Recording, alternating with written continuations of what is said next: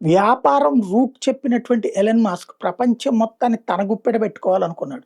భారత్ మీద వేసిన ప్రయత్నంలో నరేంద్ర మోడీ నిర్ద్వంద్వంగా తోసిపుచ్చాడు. ఏంటది? అంతరిక్షంలోకి వెళ్ళేటటువంటి శాటిలైట్‌ని ప్రయోగించగలిగినటువంటి వాళ్ళు ఆర్బిట్‌లో శాటిలైట్స్ పెట్టి మనకు సిగ్నల్స్ ఇచ్చేటట్టు.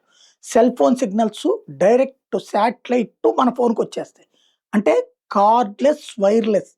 వైఫైలు అక్కర్లేదు. అట్లాగే అంటే ఈ డిష్‌లు, వోష్‌లు ఏం అక్కర్లేదు. ఇళ్లలో పెట్టుకోవాల్సింది కూడా అక్కర్లేదు. అట్లాగే ఏవైతే మన సెల్ టవర్సు అక్కర్లేదు.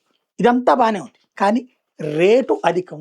పైగా ఇంకా ఏ సంస్థకి ఇవ్వకుండా మొత్తం తనకే ఇవ్వాలన్నాడు. అంత పేరాస పనికిరాదంటే లేదంటూ అమెరికా అధ్యక్షుడి చేత ఒత్తిడి తెచ్చాడు. పని చూసుకోమని మోడీ పట్టించుకోలేదు. పైగా అంబానీని పిలిచి ప్రోత్సహించాడు. ఇప్పుడు అంబానీ దాదాపు 15, 1600 శాటిలైట్స్‌ని పెట్టి తద్వారా భారతదేశంలో వైర్‌లెస్ కాదు, కార్డ్‌లెస్ కాదు, నెట్‌లెస్ సిగ్నల్ నేరుగా శాటిలైట్ నుంచి నెట్ వచ్చేలాగా ప్లాన్ చేస్తున్నాడు. ఇదే పని ఇప్పుడు రష్యా కూడా చేస్తుంది. రాబోయేటటువంటి రోజుల్లో స్పేస్ ప్రోగ్రామ్ ద్వారా దాదాపుగా 1400కి పైగా శాటిలైట్స్‌ని ప్రయోగించి స్టార్‌లింక్‌కి పోటీగా రష్యా సరికొత్త వ్యవస్థ పెట్టడానికి రెడీ అవుతోంది.